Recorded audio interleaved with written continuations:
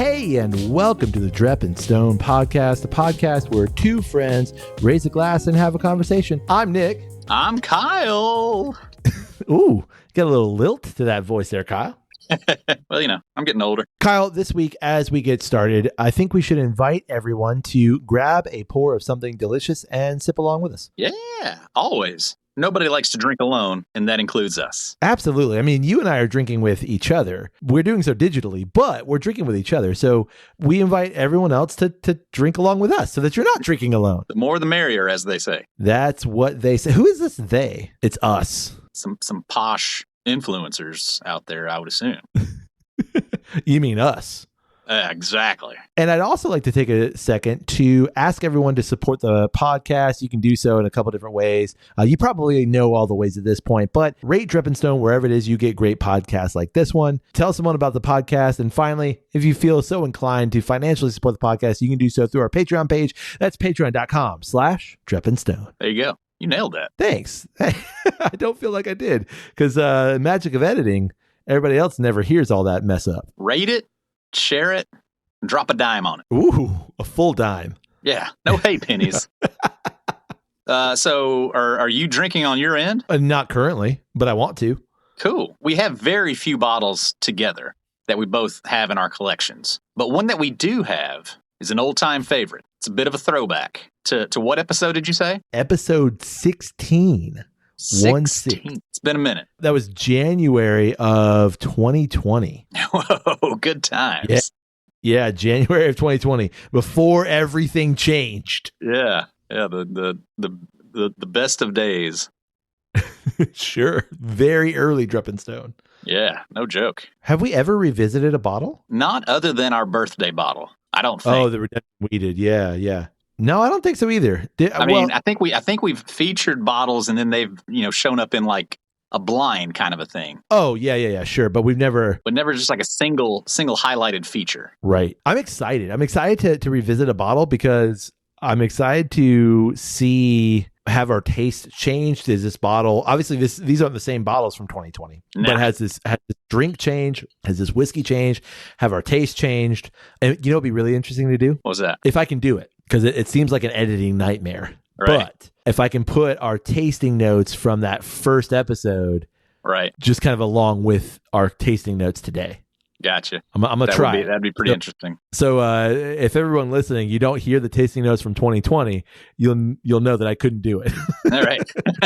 So we've danced around it, Kyle. What is the bottle? All right. This is that absolute stunner of a bottle, the Jack Daniel's single barrel proof whiskey. Tennessee whiskey. Jack Daniel's single barrel proof. Coming at you from Lynchburg. Mine is the bottling date of 9/22/22. What is your bottle date? I've got March 8th, 22. Oh, okay. Same it's kind of year. surprising. I know this is probably like I would guess like my fourth bottle. Yeah. JD single barrel proof, but it's kind of surprising. I mean, I probably would have got this then, in 23. Yes. I would guess, but it's still kind of surprising to me that I've held on to it for that long. But I will be honest, that's probably because of the proof of it. It's kind of intimidating. Yeah. Mine's at 131.5. What's yours? 132.4. Almost a proof point higher. Already making my eyes water. Likewise, while this is a 22 bottle, I know I bought it in early 23, but I think I bought two of them. Yeah. So this might be the second one because I don't have any other bottles. So this might be the second one. Yeah, I know I went through my first one real quick, and then I think I got a second bottle. Yeah. And went through that one fairly quick. Like I'm saying, I want to say this is about my fourth bottle. I think I got this one at one point in time just because of the proof, because it was over 130, and I was like, yeah, let me go ahead and pick that up. Even though I think I had one at the time already. So that right. Also explains why I haven't finished this one. But yeah, I mean, just that high of a proof, it's not one that I regularly will reach to just because it's so intimidating. Agreed. And I don't know how much is out of your bottle, but I've got maybe 3/4 of a bottle left. You got about a half, it looks like. Yeah. All right. Well, shall we? Let's do it. All right. You got whiskey in the glass? I got some deep, dark whiskey in a glass. Dude, this is a dark whiskey. Yeah. Yeah. I I don't remember it being this dark. Yeah, I genuinely don't either. I don't remember it being in that kind of, darker realm, but man, it definitely is. Oh, it for sure is. I don't know, man. Like that's like mahogany dark. Yeah, it is.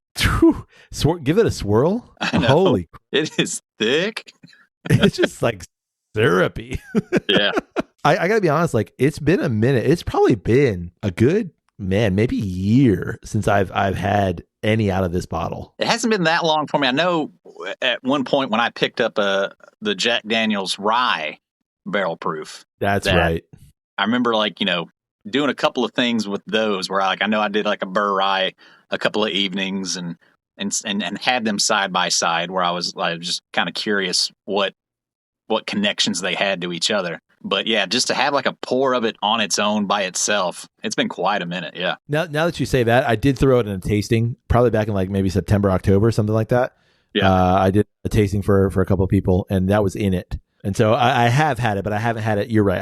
I've not had it on its own either. Right. All right. So if I can edit in the tasting notes, I'm going to throw it in right here. Okay. If I couldn't put in the tasting notes, you're not going to hear the tasting notes. That makes sense. If you heard the tasting notes, man, what a couple of like absolutely amazing tasters that, those guys they know what they're talking about. Yeah. What if we're completely different because we haven't listened to any of it? Incredibly insightful. I felt like I was tasting the whiskey with them. Like those guys, wow, blown away. Okay. So now that we're about to try this one, what if we're like completely different? What if we're just like, nope, that is just left field?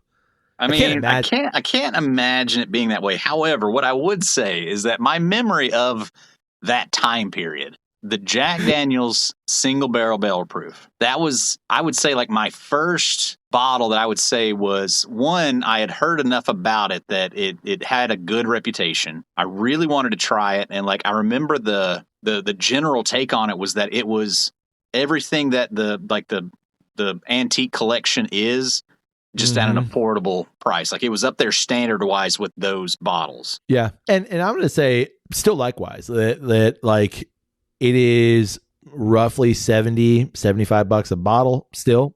And it hasn't really changed a whole lot. It's been about that the entire time I've been aware of it. Yeah. And it is the quintessential high proof whiskey. Well, it's definitely one of them. At this point in time, I would put, rare breed up there with it. Obviously, Sure. We would put Old Granddad up there with it. But this one being like the first one where it was like, I really sought after it. I remember finding it and it was actually behind the counter. Like now you can find it, on the shelf just about anywhere. Yeah. But it was like, it was a hunting bottle and was really excited to get it. And I feel like it was my first really challenging whiskey, just challenging in terms of like its depth of flavor and obviously the proof. And what I really appreciate about Jack Daniel's single barrel proof is that you can find it just about anywhere. Yeah. Like I know initially, because likewise, like I hunted for it. Okay, can I find it? And when I found it, and then I started seeing it everywhere. And basically every time you go to a liquor store now, like they're probably going to have a bottle of it. Yeah. It's one of those like Jack Daniel's knows that there's a market for this too. Yeah. And I think that's just like, we said it a couple episodes ago I think that's just the trend in bourbon especially, but whiskey overall of like, you want to try that new bottle. You want to try that new bottling. You want to have the new experience. Once you've had it though, like how often do you go back to it? This is certainly one that I have continued to go back to. Yeah. Agreed. What you got on the nose? Like it is quintessentially Tennessee whiskey, but specifically Jack Daniel's. It's got a lot of brown sugar. I'm actually like I feel like I'm picking up a decent amount of rye, but a lot of that, that charcoal sweetness that is so specific to Tennessee whiskey, like that just jumps right out. You're right. It's a sweetness that there's something else going on with that sweet. It's such a unique note that once you are able to start to pick it out of like, this is a charcoal mellowed whiskey, that it just becomes like, oh yeah, here it is. Yeah. Dark cherry. Bit of that like cough syrupy cherry. Yeah. Like maraschino mixed with cough syrupy. Yeah. A little Robitussin-y. The deep, like worn in leather. Like this is like antique leather. Yeah. Like old boots or like a horse's saddle. It's clean. These are clean boots. This is a clean horse's saddle, but like it's been used a lot. Yeah.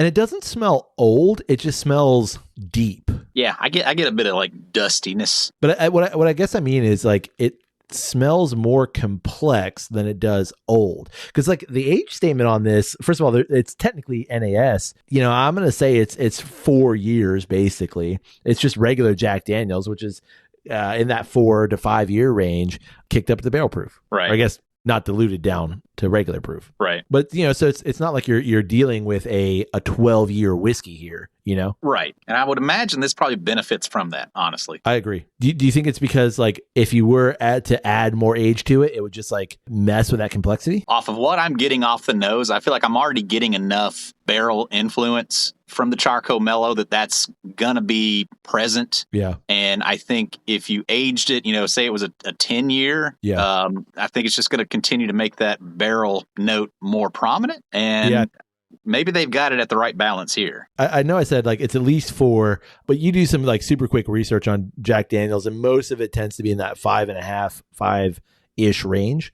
So yeah, I think another 4 years in that Tennessee heat and winters, you're right. Like you might push the barrel note too far. Right. All right. Enough sniffing time for sipping? All right. Yeah, you really do just kind of have to like wage war with that first sip. Ooh, okay. I got a Tennessee hug. All right, through the tears. That first sip, it's sweet, and it's a bright sweet. Wouldn't really necessarily say it was a darker sweet, but you're just attacked by proof so violently. But I feel like, oddly enough, I got like strawberry notes. I was literally like not strawberry, but some sort of berry. Like to me, it was like a, you know, maybe raspberry, like a berry medley. Yeah, and almost like the tartness that goes with it. Exactly. I agree. Like you're assaulted with proof. Like it's formidable. But it's not. It's not unpalatable. It's just like, oh my God, like that's a lot. Yeah, it's just electrifying that first sip. I think you'll be able to go back into it now and be able to spread things out a bit more. You're right. Like there's this like sour's not right. The caramel note that's coming through is much more of like a brighter, lighter caramel. It's not like a, you know, almost burnt caramel. It's definitely more in that we just got it caramelized sweetness. For sure. And what really sticks out to me that I don't remember this is the insane oak bitter at the very end. I've let it like kind of linger on my palate a little bit. And I'm just like, the finish is forever long. It's still there. Yeah. Get a decent amount of green apple too. Ooh. Let me try Granny Smith. Yeah. I could be convinced of that. Man, like go back into the nose and I just get maple syrup. Very Vermonty. Wow. I'm gonna say what I'm pretty sure we said in episode 16. This is not a whiskey for the faint of heart. Like this is a challenge. It's still so complex. Like it's rich, and I think it probably does benefit from an ice cube. Yes. Or at least a few drops of water just to kind of like not have everything dialed up to 11. Because it is like every bit of it. Every aspect of this whiskey is like tamp that down yeah, exactly. Like you just need you don't need to smother it. You just need to like round it out. Yeah. Just hey, whoosh, breathe. Calm down. Take a step back. Take a deep breath. It's all going to be okay. Because otherwise, it's just not a sipper. You know, it's not something you can just sit back and relax. No, it's gonna be punching you in the face the whole time. And I think that's why I don't gravitate toward it as much as I think, like as much as I love this bottle and I tout this bottle quite often, I don't think I'm gravitating towards it as much because of that right there. That this is something like, okay, if you're going to have this, you're going to need to sit. You're going to need to think. You're going to need to let's you got to be ready for an argument. Exactly. You know, because it's going to be yelling at you.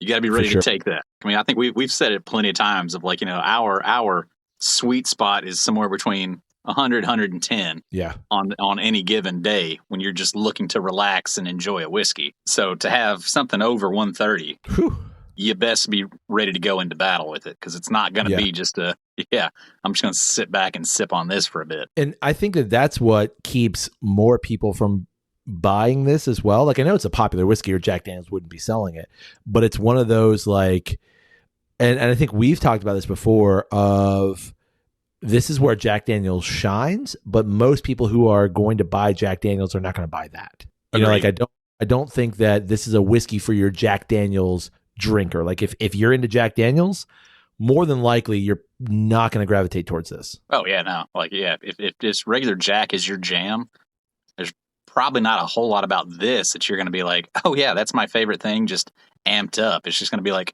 whoa, it's too much. I don't need, I love Billy Joel, but I don't need to listen to Billy Joel at a 12 on the volume scale, being accompanied by a live acoustic band to my side, where I'm sitting right next to a snare drum. Like, I still like that music, but it's too much.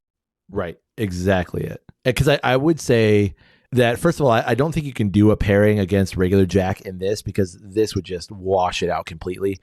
But it's two dramatically different drinks. Like, yes, it's the same distillate. It's the same idea, just two dramatically different. Yeah. And I got to say, like, I mean, just thinking about how we used to, and still do tout this bottle as an amazing bottle, in which it absolutely is. Don't get me wrong. But it's certainly like, I do remember like having this as like a bottle that I would pour and sip on. And I think just to have the experience of going from where we had been in whiskey to having something that is at an absolute 12, every sip you take the entire time, was such a unique, different experience than anything we had done prior. Yeah. That kind of an event, that kind of, experience was so refreshing and so different that it was like, oh yeah, now this is great. Whereas like now my palate, having gone through everything else that we've gone through, I'm just kind of like, okay, calm down, like relax. Well, I think like we've talked about this in terms of the whiskey journey, is that like when you get into whiskey, in some ways it's the Dunning-Kruger stuff. You get into whiskey and you're like, give it to me, give everything to me. I want to try it all. And so you find those things, what you just mentioned, like the JD single barrel proof, where you're like, that is so incredibly different. And then you realize at some point, like, walk that back. Like, maybe I don't want all of that all of the time. I want all of it some of the time, but I don't want all of it all the time. Right. And so it's the same thing of like, do you want a heavy hitting IPA every single time you drink a beer? Sometimes you just want an easy sipper. You just want, a lawn mowing beer. That's all you want. And I think this is the same way. Yeah, agreed. Because man, each sip is like, woo. Yeah. Just that fire hose at full blast, man. Just. And it's so interesting to me because when you get a high proof scotch, normally all of that just like you ease into it, it just kind of fades into the background for the most part. I mean, we've had scotches that don't, but it all kind of mellows out. This, it does not mellow out. Like it's not getting it never chills out. Like, why are you so angry? Man. I still highly recommend it. I mean, especially like if you're into whiskey and you've not had this, it's a bottle that I think you need to battle with. You need to buy it and you need to sip through it and you need to battle with it. Yeah. I mean, I think it's one of those things of, you want to experience and spread out your knowledge base and push it in as many directions as you can. And this is a very specific direction of whiskey, of Tennessee whiskey. Its unique flavor profile at that strength is just going to give you more understanding of the thing as a whole. So yeah, I mean, I totally agree. Just as an experience, you need to do it. And it's going to be hard. It's always going to be hard to find a bottle at that price with this much complexity, with this much proof, and it's a single barrel. I mean, they can shift and change just as much within themselves as anything else. I will say this about that last comment you made, though. Of the bottles I've had, I've not had a bad bottle. I've had bottles that are better, quote unquote, better or easier drinking or a little more complex or not than others, but I've not had a bad bottle, which I think is a mark of a good distillery and is a mark of a good whiskey as a whole. Yeah. I mean, I would certainly agree that I've never had a bad one. I've never had one in it where I was like disappointed by it, but I do kind of wonder of like, is that because of the proof? Is the proof just so loud and everything is at a 12 that it's kind of hard to like really be able to sit back and say like, okay, like what did that really do for me flavor wise and those kinds of things? Or is it just because it was like everything was so loud? Oh yeah, no, that was good. Yeah. And the weaknesses are going to come out stronger at a lower proof, I think. Agreed. And I think there's less room. Cask strength, you're going to be able to hide stuff easier. Exactly. And that's just it. Like there's less room to hide in a lower proof. It's the same of like, you know, if you brew this insanely high ABV like milkshake stout, you can hide all these mistakes. Right. But if you've got just a classic Czech Pils, here it is. Good luck if you got a nasty thing in that. You got nothing else. That's all you got. Yeah. Right. So this is kind of making the rounds, or at least in my, kind of social media sphere here lately. And it's a quote by Oscar Wilde. Do you know Oscar Wilde? Yeah. Irish playwright, among other things. But Oscar Wilde is said to be, or at least this is attributed to him, imitation is the sincerest form of flattery. You heard about this? Yeah, I've seen this pop up also. That's not the full quote. Like for some reason, that's where people stop. And this is what's making the social media rounds here lately. And the full quote is this: imitation is the sincerest form of flattery that mediocrity can pay to greatness. Yeah, I've seen this going around.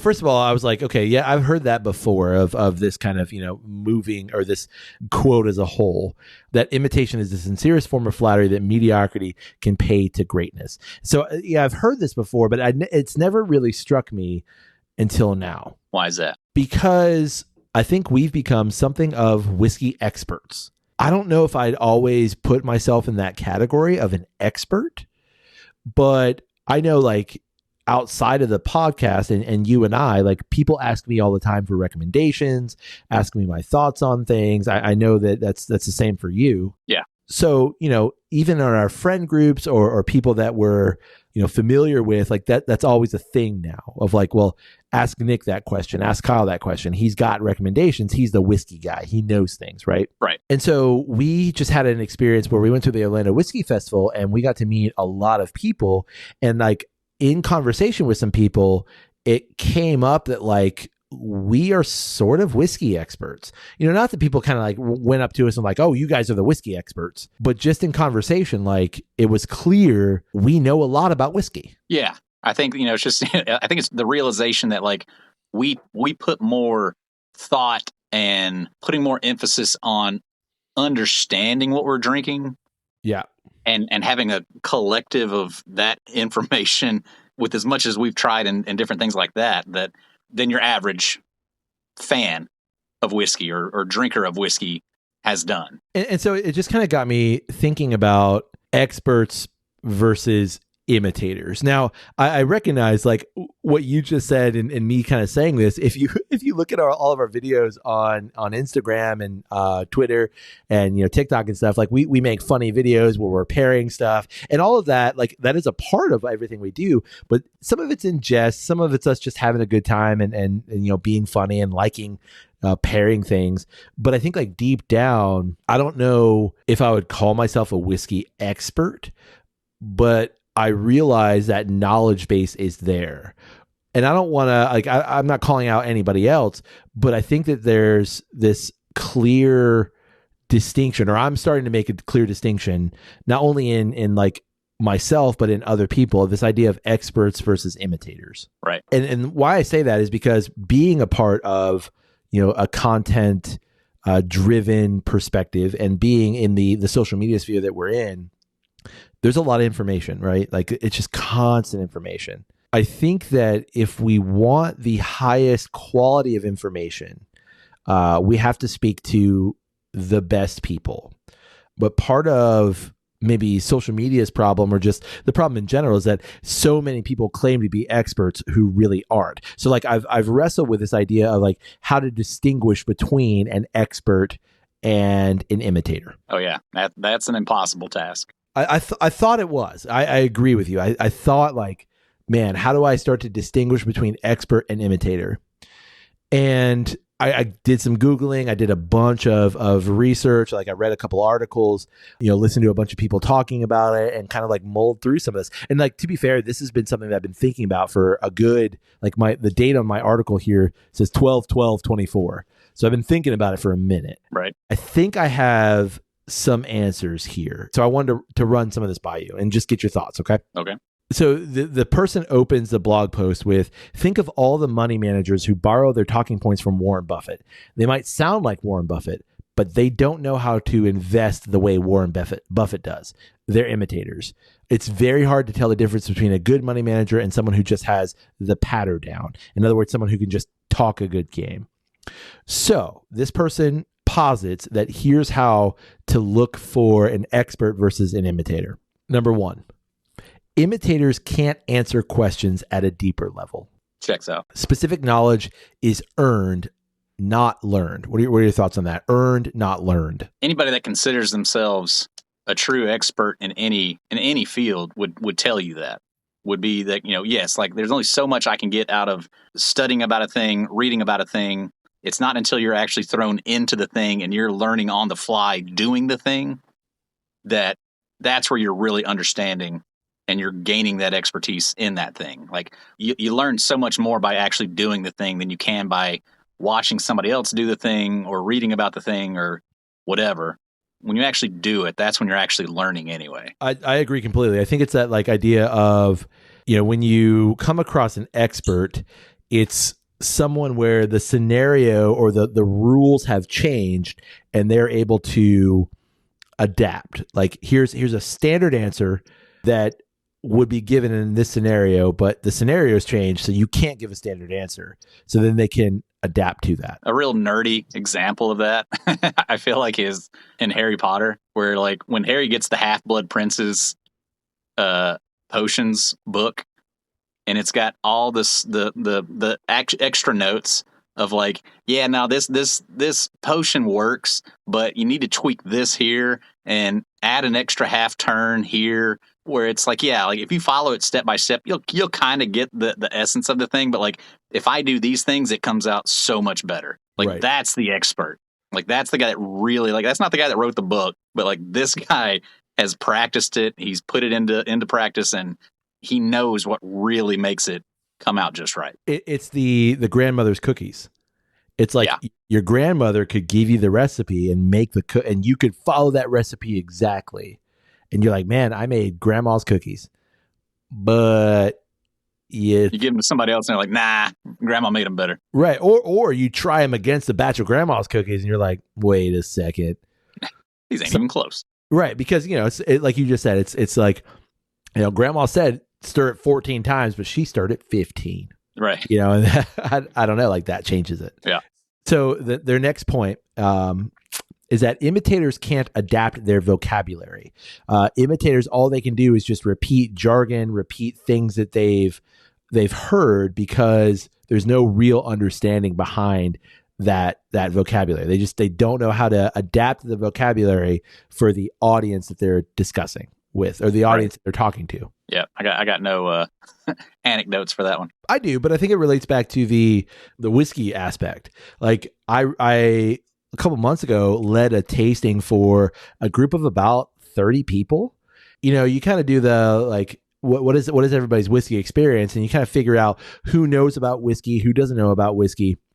And so, you can talk to these people on this level, and then you have to talk to this other group at a lower level. Like, have you ever seen those YouTube videos where like they try to explain like brain surgery to like a kindergartner, a high school student, a college student, and like a post-grad student? You ever seen those? No, but I can imagine that. Yeah, it's like, it's super cool. And to me, it's like that's the mark of an expert, of like, if I can take this fairly complex idea, or any idea, and I can talk about it in 3 to 5 different modalities, and like, right.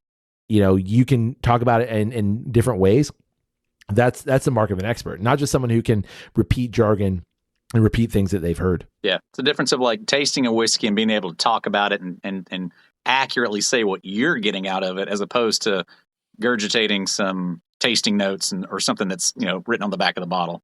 Right. I think in our case, disagreeing with some of those tasting notes and then explaining why. Right. Another of their points is that imitators get frustrated when you don't understand.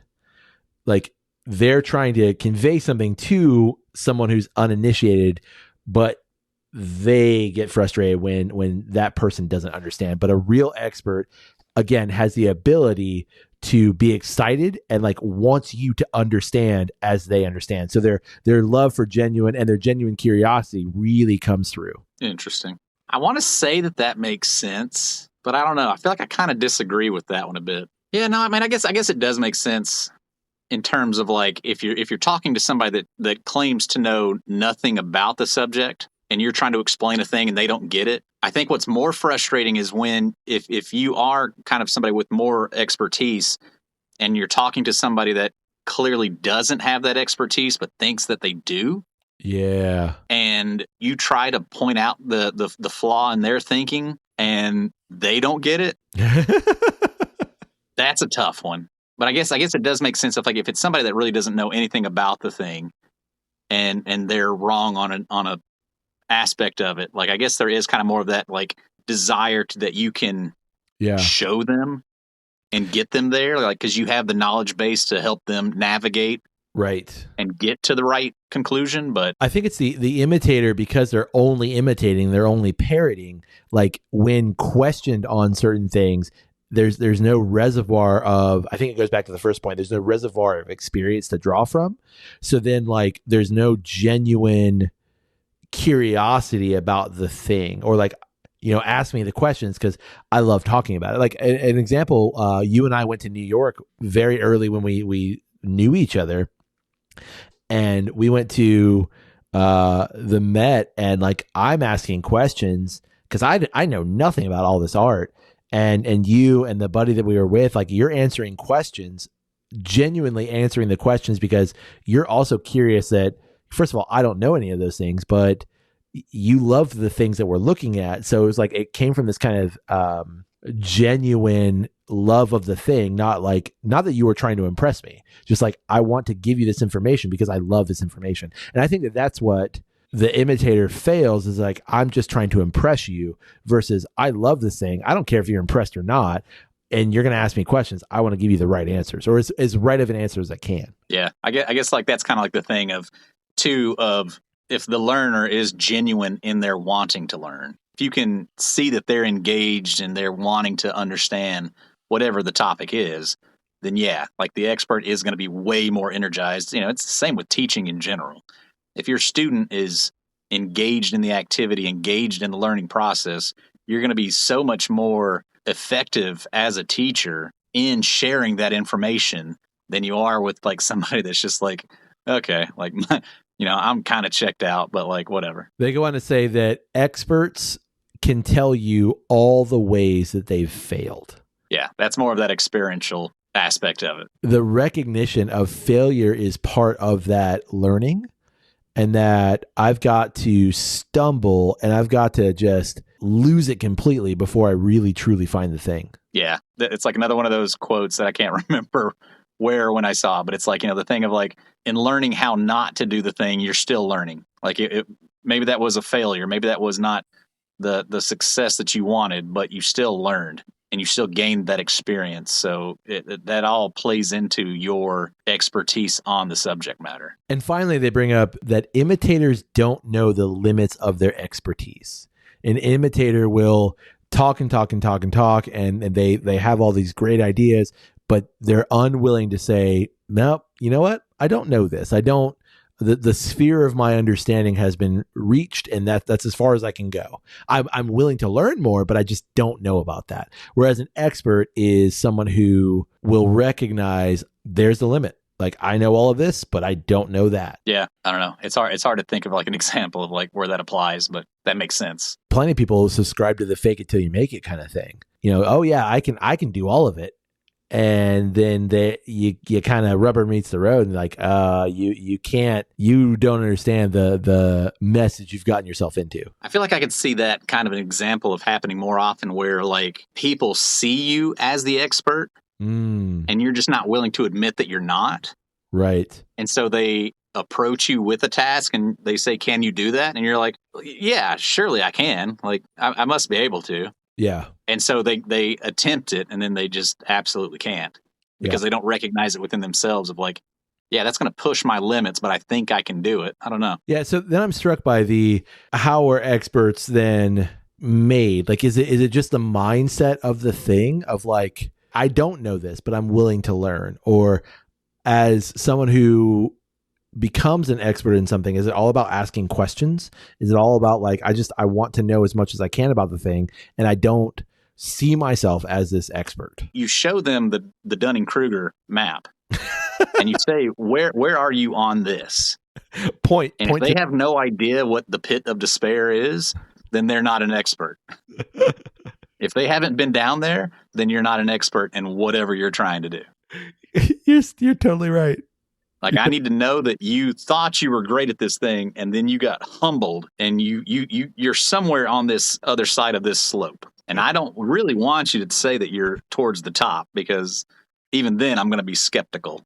Right. Because I think you're still going to be so scared of being humbled again that you're like, no, I'm like halfway up. And then I would be like, yeah, you probably know your shit. You probably know what you're talking about. Exactly. Because I think like what you just said, when you genuinely question, do I know anything? Everything I've learned is wrong.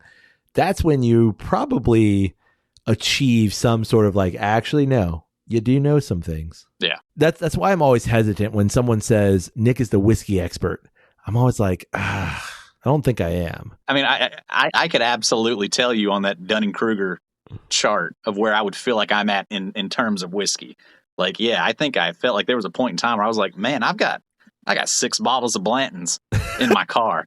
Like, I'm the whiskey dude, man. Like, I know all this shit. And then, a few months later, you're all of a sudden, you're just like, wow, I don't know anything about anything. Yeah. This is so much bigger than I realized. I was at the peak of my Dunning-Kruger, the peak of, what's it called? The peak of ignorance, stupidity, or something like that. Yeah. I was at that peak that first trip in Europe when I found Blanton's Gold. I'm high on that peak, man. I'm just living life. And then 6 months later, I'm like way down in that pit of despair of like, well, shit, I literally don't know anything about this stuff. Right. And like, even now, like, I would say I'm somewhere at the bottom of that, coming out of the pit of despair still.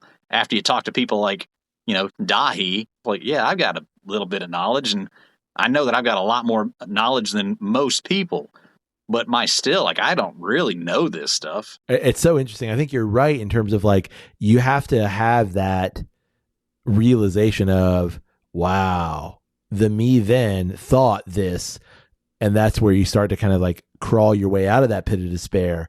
And you're like, okay, I still don't think I'm the expert here, but I would like to learn from other people. And I think that's what makes it. And just learn as much as I can about this thing. Exactly. I think that's what makes a true expert, in that the kind of the cliche does become true of, sometimes the teacher does learn more than the student, in which the expert is the one who's willing to challenge the things that they know and see if those things stand true and see if they hold up, and be willing to shift their opinion when they don't. Going back to that quote, the whole imitation is the most sincere form of flattery. What was your initial take on that? Just the first half of that? Because like the thing that I keep seeing is like, and then it adds in the second bit. Yeah. And then it's circled in red, and it's like that last bit really matters. But I don't feel like my interpretation of that saying is really that affected by that last bit. It's more just emphasized. No, I